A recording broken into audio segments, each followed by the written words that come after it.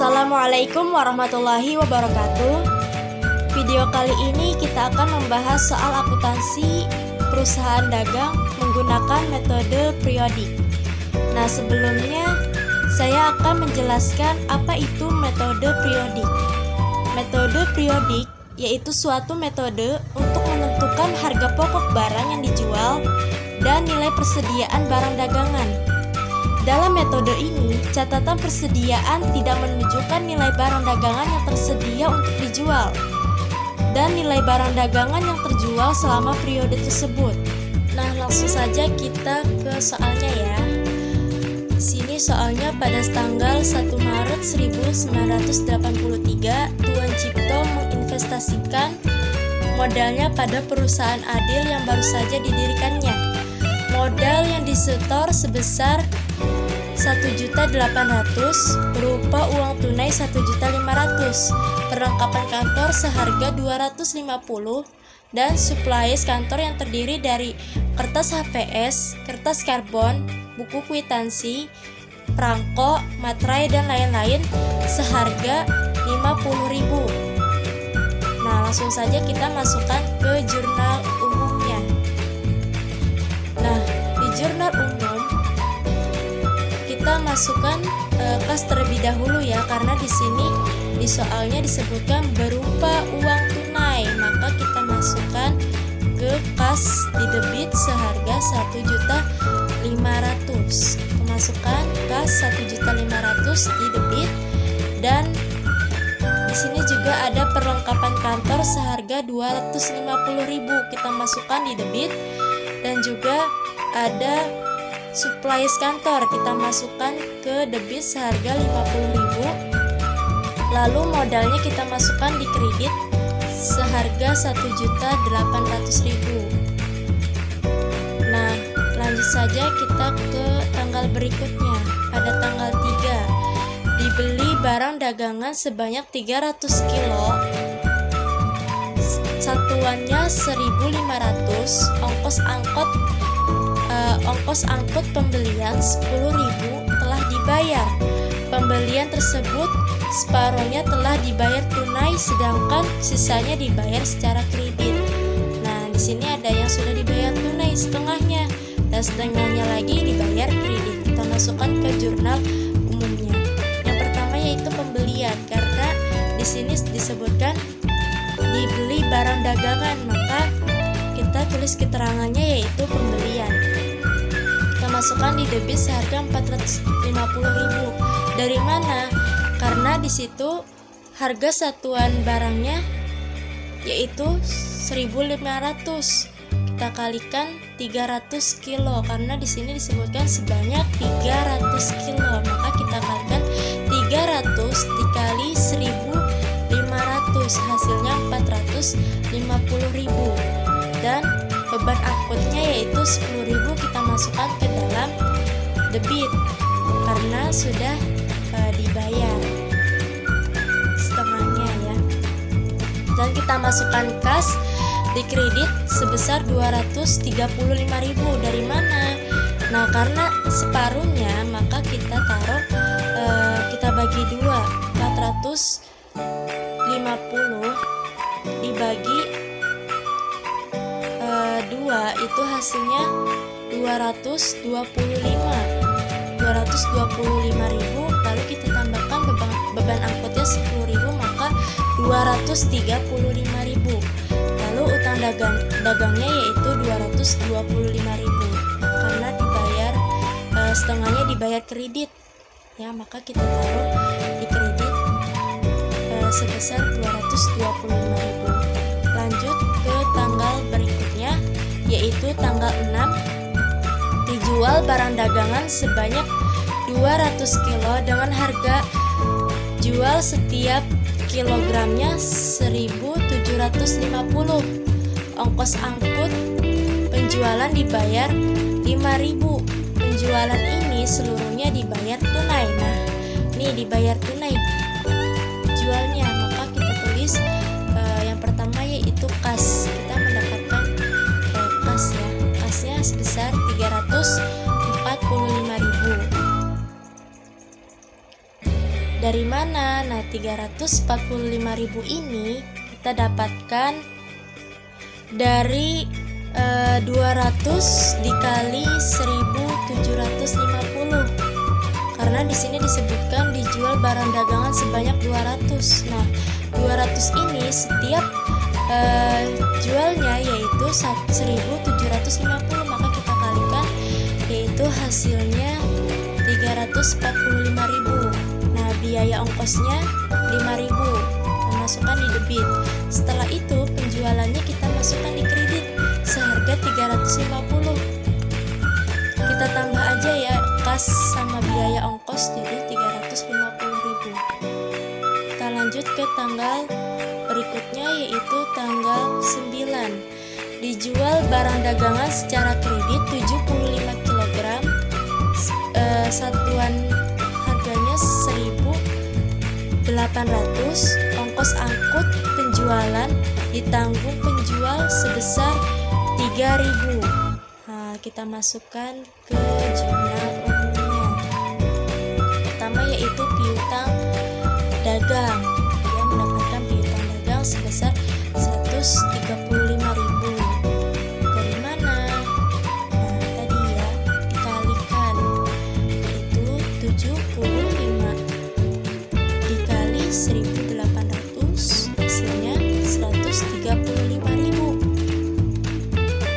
Lalu ongkos angkutnya yaitu 3.000. Itu kita masukkan ke dalam debit. Nah, di kreditnya kita masukkan penjualan seharga 135.000 dan kasnya kita masukkan 3.000. Kita lanjut ke tanggal berikutnya yaitu tanggal 12. Dibeli lagi secara kredit barang dagangan sebanyak 400 kilo dengan harga pembelian sejumlah 600.000. Ongkos angkut pembelian 15.000 ditanggung oleh pembeli. Nah, ditanggung, ingat ya, ongkos angkutnya ditanggung oleh pembeli.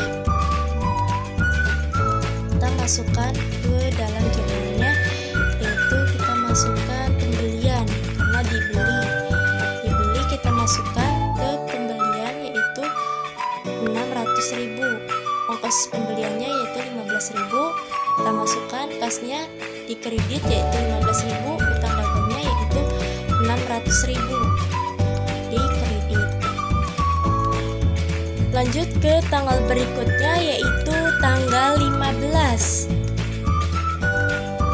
Untuk memperluas usahanya, perusahaan menyewa sebuah toko untuk tempat usaha. Biaya sewa setahun yaitu 60.000. Untuk menyewa toko tersebut, perusahaan telah membayar persekot biaya sewa sebesar 20.000. Kita masukkan ke dalam jurnalnya.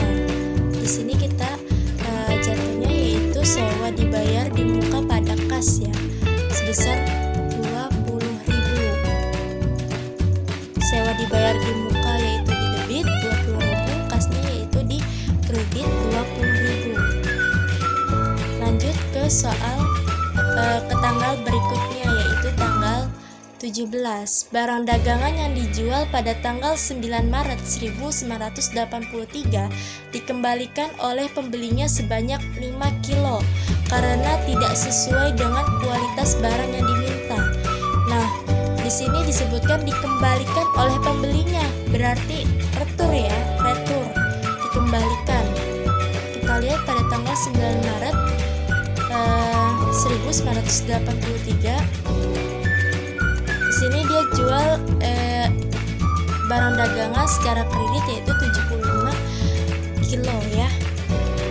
Karena dikembalikan, maka di jurnal umumnya yaitu retur penjualan seharga 9.000 dan piutang dagang di kredit seharga 9.000 ya. Jadi retur penjualan pada piutang dagang. Lanjut ke tanggal berikutnya yaitu tanggal 20. Dijual dengan kredit barang dagangan sebanyak 100 kilo dengan harga jual satuannya yaitu 1.800. Nah, ini dijual dengan kredit barang dagangannya sebesar 100. Kita kalikan saja 100 dikali setiap harga jualnya satuannya yaitu 1.800. 100 dikali 1.800. Nah, dikali maka hasilnya 180.000. Kita masukkan. Jurnalnya apa? Jurnalnya piutang dagang pada penjualan sebesar 180.000. Lanjut ke tanggal berikutnya yaitu tanggal 21. Perusahaan membayar hutang dagang yang timbul dari pembelian pada tanggal 3 Maret 1983. Dalam hal ini perusahaan menerima potongan pembelian sebesar 25.000. Dia mendapatkan potongan ya, sebesar 25.000. Nah, jurnalnya yaitu utang dagang potongan pada kas. Yaitu utang dagangnya yaitu 225.000, dapat potongan sebesar 25.000, maka kasnya yaitu 250.000. Dari mana? Nah, kita tambahkan 225.000 ditambah 25.000 hasilnya 250.000. Lanjut ke tanggal berikutnya yaitu tanggal 22. Barang yang dibeli tanggal 12 Maret 1983 sebanyak 25 kilo dikembalikan kepada penjualnya karena berbeda dengan kualitas yang diminta. Nah, kita berarti retur ya, karena dikembalikan. Setiap ada disebutkan dikembalikan berarti artinya retur. Ini di sini disebutkan sebanyak 25 kilo dikembalikan berarti retur ya. Kita lihat pada tanggal 12 Maret 1983 berarti 25 dikali 100 ya.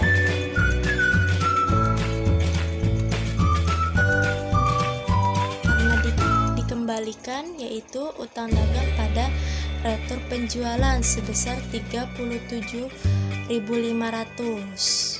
Lanjut ke tanggal berikutnya yaitu tanggal 25. Dijual dengan tunai 300 kilo barang dagangan, setiap satuannya yaitu 1.700 maaf. Atas penjualan ini perusahaan memberikan potongan sebesar 5% dari jumlah penjualan. Nah, dia mendapatkan potongan sebesar 5% dari jumlah penjualan. Jadi 300 dikali 1.700 ya, dan mendapatkan potongannya 5%. Jadi kas potongan penjualan pada penjualan, kasnya yaitu 484.500, potong penjualan yaitu 25.500, penjualannya yaitu 510. Dari mana? Kita tambahkan saja 484.500 tambah 25.500 hasilnya 510.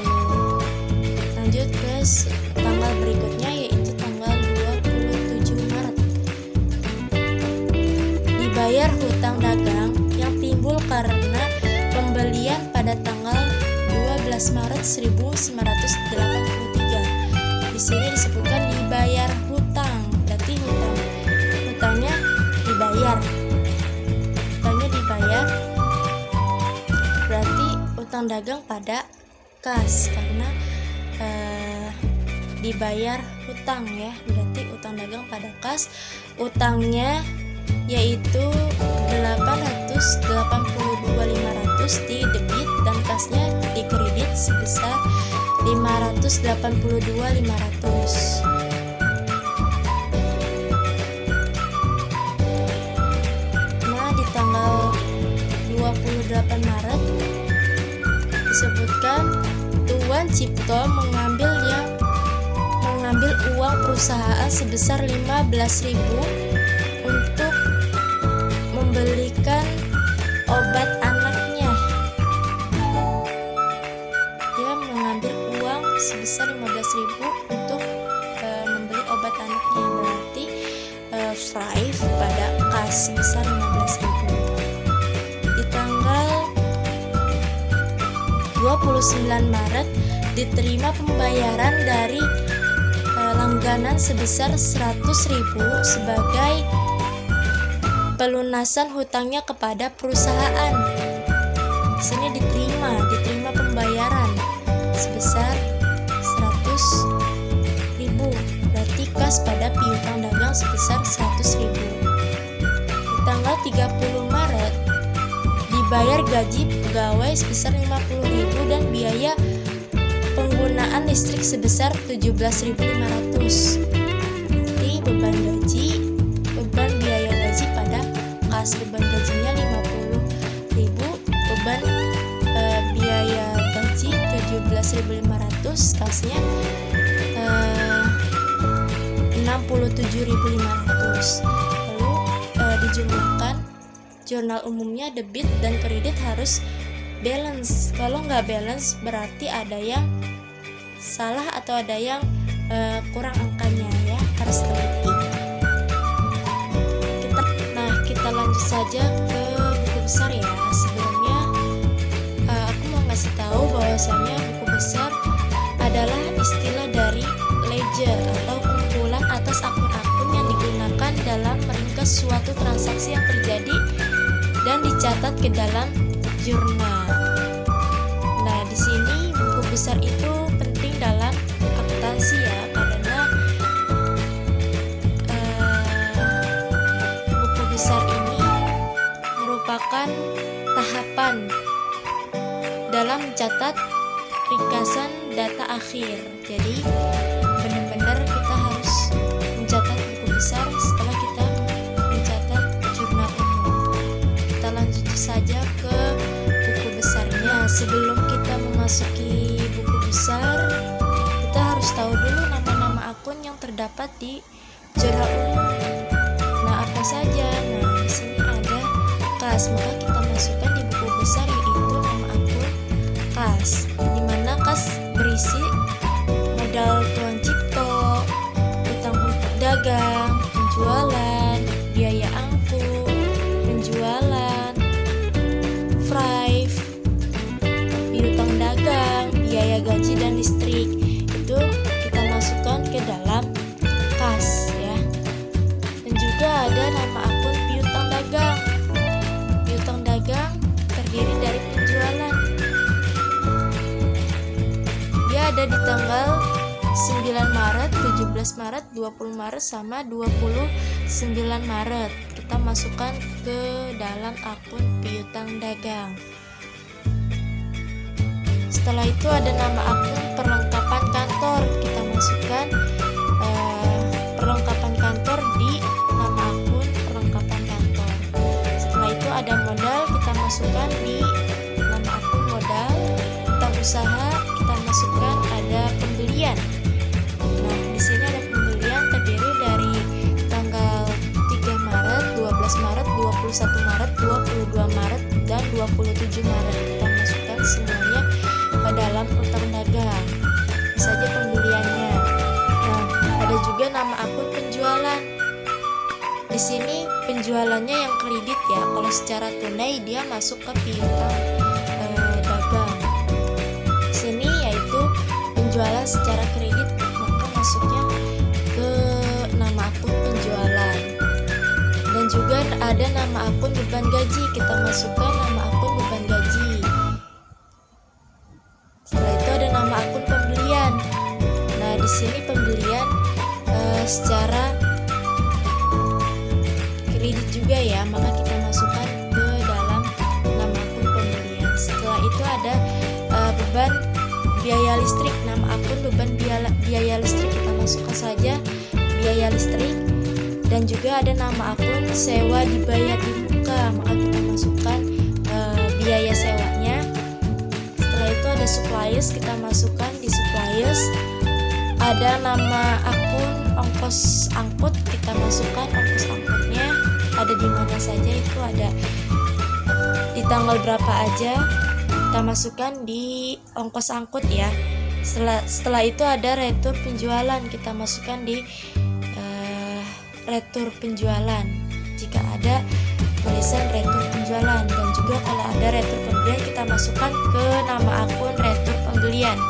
Setelah itu kita masukkan ke nama akun potongan pembelian, ada nggak, kita cari. Ternyata ada potongan pembelian pada tanggal 21 Maret, maka kita masukkan di nama akun potongan pembelian. Dan juga ada potongan penjualan di jurnal umum tadi, ada potongan penjualan di tanggal 25, maka kita masukkan potongan penjualan tersebut. Setelah itu ada Thrive, kita masukkan ke Thrive. Nah, di buku besar ini kita benar-benar harus tahu nama akun apa aja yang ada di jurnal umum tadi. Jika tidak tahu, maka kita akan salah ya nantinya. Dan juga harus balance ya. Dan setelah kita melakukan buku besar, kita lanjut ke neraca saldo. Nah, sebelumnya saya jelaskan manfaat dari neraca saldo adalah untuk meyakinkan bahwa proses pemindahan saldo debit dan kredit dari jurnal umum ke buku besar sudah benar, dan juga untuk memeriksa kesamaan jumlah saldo dari sisi debit dan sisi kredit itu harus balance.